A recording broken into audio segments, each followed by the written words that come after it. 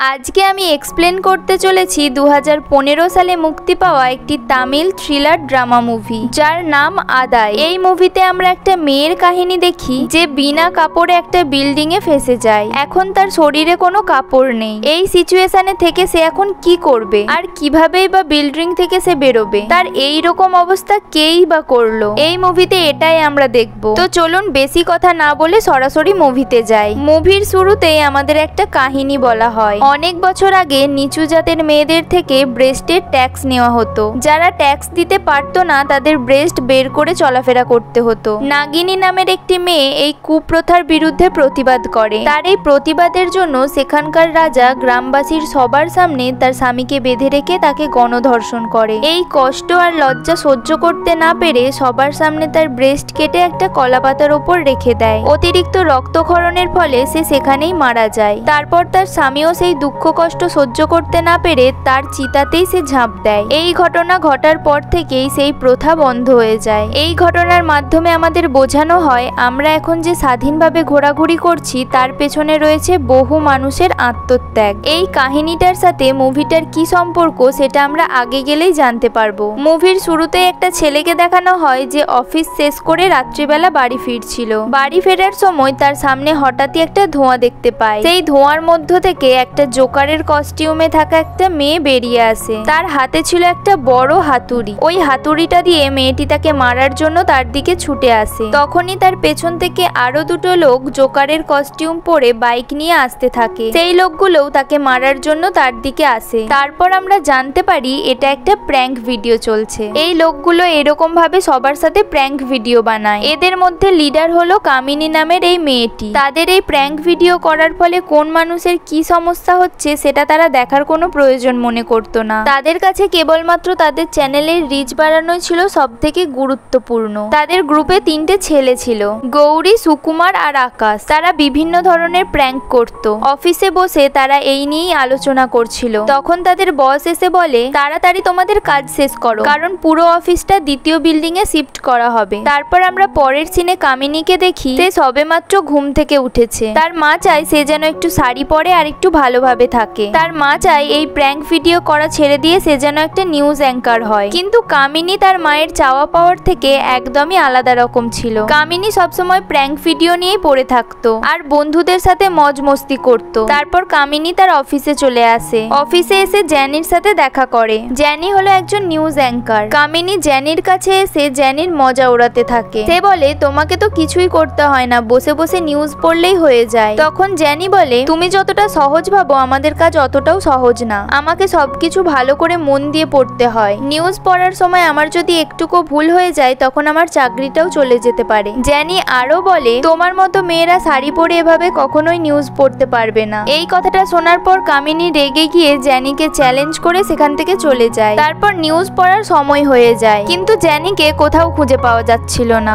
জ্যানিকে খুঁজে না পাওয়ায় বস খুব রেগে যায়। তখন কামিনী তার বসকে এসে বলে আপনি যদি বলেন তাহলে আমি এই নিউজটা পড়ে দেব। প্রথমে তো তার বস বারণ করে, কিন্তু কামিনীর বারবার রিকোয়েস্ট করার পর তার বস রাজি হয়ে যায়। তারপর কামিনী শাড়ি পরে নিউজ পড়তে শুরু করে। কামিনী এই কাজটা খুব ভালোভাবেই করে, যেটা দেখে তো তার বস খুব খুশি হয়। অন্যদিকে তার মাও তাকে এই প্রথমবার এরকম শাড়ি পরে নিউজ পড়তে দেখে খুবই খুশি হয়। তখনই জ্যানি সেখানে ছুটতে ছুটতে আসে। কামিনীকে নিউজ পড়তে দেখে সে একটু রিল্যাক্স হয়। সে সবাইকে বলে কেউ একজন তাকে বাথরুমের মধ্যে আটকে রেখেছিল, কিন্তু কে এটা করলো সেটা সে জানে না। কামিনীর নিউজ পড়া শেষ হলে সে আনন্দে নাচতে থাকে, কারণ সে জ্যানিকে চ্যালেঞ্জ করেছিল আর সে সেই চ্যালেঞ্জে জিতেও গেছে। সে আজকে শাড়ি পরে নিউজ পড়েছে। তারপর সেই দিন কাজ শেষে তারা সবাই মিলে বিল্ডিং এর নিচে দাঁড়িয়েছিল। তারা তখন বলে এই বিল্ডিং এ তো তারা অনেক দিনই কাজ করেছে আর আজকেই তাদের এই বিল্ডিং এর শেষ দিন। আজকে আমরা সবাই মিলে পার্টি করলে কেমন হয়। তাদের সবার এই বিল্ডিং এর শেষ দিনের সাথে সাথে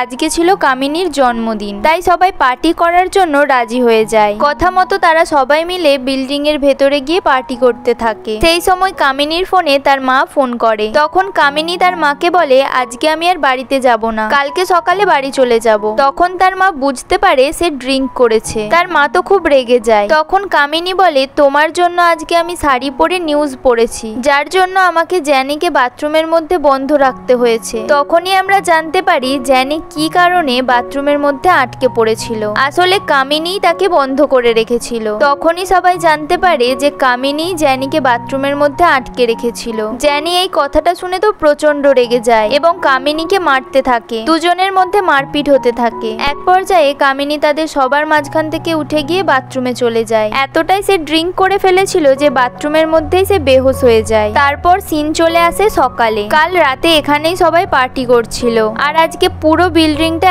একদমই ফাঁকা। এত বড় ফাঁকা একটা বিল্ডিং এ একটা মেয়েকে দেখি যে বস্ত্রহীন অবস্থায় শুয়ে আছে। এই মেয়েটি আর কেউ নয়, এটা হলো কামিনী। তার ঘুমটা ভাঙতেই আমাদের মতো সেও খুব অবাক হয়ে যায়। কামিনী কিছুই বুঝতে পারছিল না যে তার সাথে কি এমন হয়েছে, তার অবস্থা এইরকম কেন, তার এইরকম অবস্থা কেই বা করলো। এগুলো ভাবতে ভাবতে সে নিজেকে নিজের হাত দিয়ে ঢাকা দিয়ে সেই রুমে চলে যায় যেখানে তারা আগের দিন পার্টি করছিল। কিন্তু সেখানে গিয়ে সে কাউকেই দেখতে পায় না। তখন সে মনে মনে ভাবতে থাকে হয়তো জ্যানির সাথে কালকে ওইরকম করায় সে প্রতিশোধ নিতে তার সাথে এইরকমটা করেছে। তারপর কামিনী তার পুরো অফিসে তার জামা কাপড় খুঁজতে থাকে, কিন্তু সে কোথাও তার জামা কাপড় পায় না। তার শরীরটা ঢাকার জন্য এক টুকরো কাগজও ওখানে খুঁজে পায় না। তারপর হঠাৎই সে একটা বড় আয়না দেখতে পায়। আয়নাটা দিয়ে নিজের শরীরটা ঢাকা দিয়ে সে ছাদে আসে তার জামা কাপড় খুঁজতে। তখনই পাশের বিল্ডিং এর এক কর্মচারী তাকে দেখে ফেলে। কর্মচারীটি উঠে তার ফোন দিয়ে ভিডিও করতে থাকে। এটা দেখার পর কামিনী ভয়ে এখান থেকে চলে যেতে চাইলে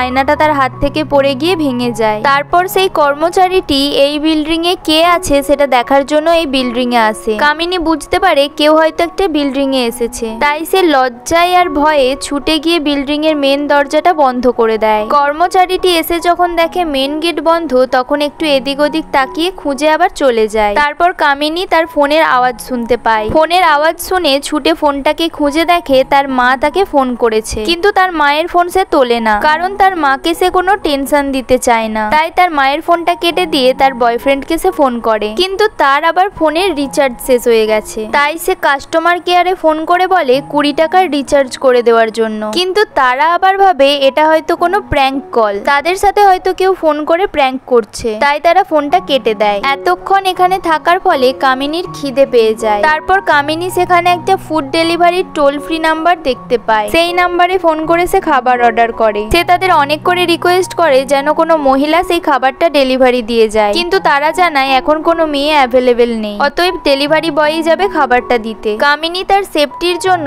একটা লোহার রড নিয়ে দাঁড়ায়, যাতে কোনো ছেলে ফুড ডেলিভারি করতে এলে তাকে দেখে কোনো অসৎ কাজ করার চেষ্টা না করে। যখন সে দরজাটা খুলে তখন সে দেখে ডেলিভারি বয়টা এমনি এমনিই পড়ে যায়। সামনে গিয়ে দেখে তার শরীর থেকে রক্ত বেরোচ্ছে। তখন সে ভাবতে থাকে সে ছাড়াও হয়তো এই বিল্ডিং এ আরো কেউ আছে যে এই কাজটা করলো। তারপর কামিনী দেখে এটা কোনো ছেলে না, এটা একটা মেয়ে। তারপর কামিনী তার শরীর থেকে তার জামাটা খুলতে থাকে যাতে সে সেই জামা কাপড়টা নিজে পরতে পারে। অন্যদিকে দুটি চোর বিল্ডিং এ ঢুকে পড়ে চুরি করার জন্য। ছেলেগুলোর আসার শব্দ শুনে কামিনী ছুটে গিয়ে এক জায়গায় লুকিয়ে পড়ে। তারপর ছেলেগুলো যখন এই ডেলিভারি মেয়েটিকে এভাবে পড়ে থাকতে দেখে তখন তারা পুলিশকে ফোন করে। সেখানে পুলিশ আসার পর গোটা বিল্ডিং তদন্ত করতে থাকে। কামিনী কোনো রকম পুলিশের হাত থেকে বেঁচে যায় এবং মেয়েটিকে পুলিশরা হসপিটালে পাঠিয়ে দেয়। পুলিশরা যখন কাউকে বিল্ডিং এর মধ্যে খুঁজে পায় না তখন বিল্ডিং এর মেন দরজাটা বাইরে থেকে বন্ধ করে চলে যায়। তখন কামিনী নিরুপায় হয়ে সেখানেই বসে থাকে। সেই সময় সুকুমার তাকে ফোন করে। তখন কামিনী সুকুমারকে তার সমস্ত ঘটনা খুলে বলে, কিন্তু সুকুমাররা তো নিজেরাই রয়েছে থানায়, কারণ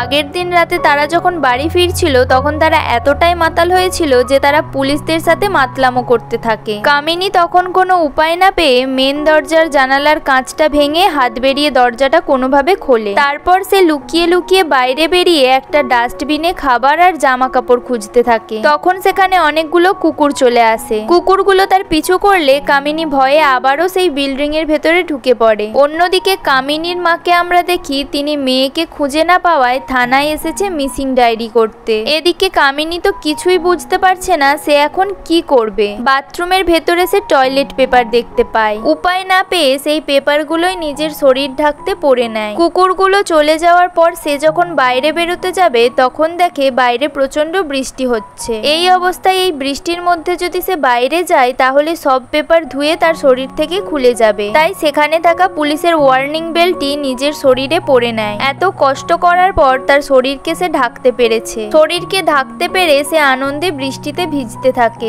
এতক্ষণ যে সিনগুলো দেখলেন তার আসল টুইস্ট তো এখন থেকেই শুরু। সে যখন বৃষ্টিতে ভিজছিল তখন একটা লোককে দেখে সে সাহায্য চায়, তখন সেই লোকটি তাকে একটা জামা কাপড় দেয়। কামিনী তখন দেখে এই জামা কাপড়গুলো তারই জামা কাপড়, যেগুলো সেদিন রাতে সে পার্টির সময় পরেছিল। তার জামা কাপড় এই লোকটির কাছে কিভাবে এলো সেটা জানার জন্য কামিনী যখন তাকে পেছন থেকে গিয়ে ধরে তখন সে দেখতে পায় এটি আর কেউ নয়, সেই ফুড ডেলিভারি দিতে আসা সেই মেয়েটি। তখন কামিনী তাকে মারতে মারতে জিজ্ঞাসা করে, তুমি আমার জামা কাপড়গুলো কোথা থেকে পেলে? তাহলে তুমি কি এরকম কাজটা আমার সাথে করেছিলে? তারপর মারামারি করতে করতে এক পর্যায়ে ফুড ডেলিভারি দিতে আসা সেই মেয়েটি বলে, তোমার এই প্র্যাঙ্কের জন্য আমার কেরিয়ার ধ্বংস হয়ে গেছে। এই মেয়েটির নাম হলো নাঙ্গিলি। সে ছিল একটা নিম্নবর্তী পরিবারের সহজ সরল ও মেধাবী একটি মেয়ে। একদিন সে শহরে একটা এক্সাম দিতে এসেছিল। এক্সাম দিতে যাওয়ার সময় সে রাস্তার মাঝে একটা মেয়েকে আহত অবস্থায় পড়ে থাকতে দেখে। সেই মেয়েটি ছিল কামিনী। কামিনীকে নাঙ্গিলি হসপিটালে নিয়ে যাওয়ার জন্য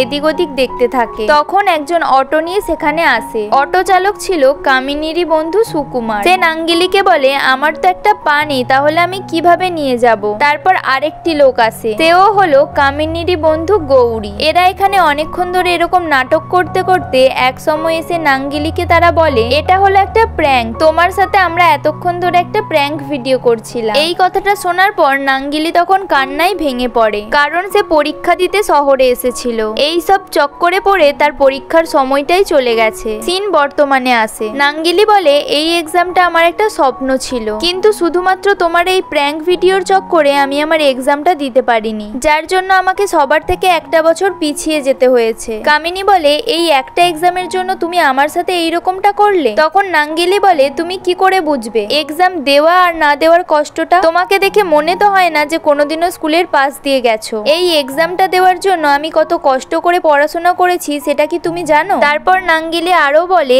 একদিন আমি আমার মায়ের সাথে রাস্তা দিয়ে যাচ্ছিলাম, তখন আমার মা হঠাৎই এত রোদ্রের জন্য অসুস্থ হয়ে পড়ে। সবার কাছে আমি সাহায্য চাই, কিন্তু কেউ আমাকে সাহায্য করে না, উল্টে সবাই প্র্যাঙ্ক বলে মজা করতে থাকে। তোমাদের এই প্র্যাঙ্ক ভিডিওর চক্করে পড়ে সাধারণ মানুষ বুঝতেই পারে না কোনটা সত্য আর কোনটা মিথ্যা। এখন যদি মানুষ মরে রাস্তাতেও পড়ে থাকে তাও মানুষ বুঝতে পারবে না এটা সত্যি কি মিথ্যে। সবাই ভাববে এটাও হয়তো একটা প্র্যাঙ্ক চলছে। নাঙ্গিলি বলে, প্র্যাঙ্ক কাকে বলে তোমরা কি সেটা জানো? অপরিচিত মানুষদের সাথে মজা করাকে প্র্যাঙ্ক বলে না। প্র্যাঙ্ক হলো সেটাই যা নিজেদের মানুষকে বোকা বানানো। তোমার ওই একটা প্র্যাঙ্কের জন্য আজকে আমাকে এই ড্রেসটা পরে ফুড ডেলিভারি করতে হচ্ছে। একদিন নাঙ্গিলি কামিনীর অফিসে ফুড ডেলিভারি করতে এসে কামিনীকে দেখে, আর তখন থেকেই সে প্রতিশোধ নেওয়ার জন্য তার পেছন পেছন ফলো করতে থাকে। নাঙ্গিলি কামিনীর এইরকম একটা অবস্থা করে শুধুমাত্র প্রতিশোধ নেওয়ার জন্য। কামিনী নাঙ্গিলির কাছ থেকে সমস্ত কথা শুনে সে নিজের ভুলটা বুঝতে পারে এবং নাঙ্গিলির কাছে সে ক্ষমা চায়। নাঙ্গিলি তখন বলে, আমিও তোমার কোনো ক্ষতি করার জন্য এটা করিনি, আমি শুধুমাত্র তোমাকে তোমার ভুলটা বোঝানোর জন্য এই কাজটা করেছি। তারপর আমরা দেখি কামিনী তার প্র্যাঙ্ক ভিডিও ছেড়ে দিয়ে তার কাজে মন দিয়েছে, আর অন্যদিকে নাঙ্গিলি তার এক্সাম দিচ্ছে। এখানেই মুভিটি শেষ হয়ে যায়। এই মুভিটি থেকে তোমাদের জীবনে তোমরা কি শিখলে সেটা কমেন্ট করে জানিও। আর আমার এক্সপ্লেনেশন যদি তোমাদের ভালো লেগে থাকে তাহলে প্লিজ চ্যানেলটা সাবস্ক্রাইব করে দিও।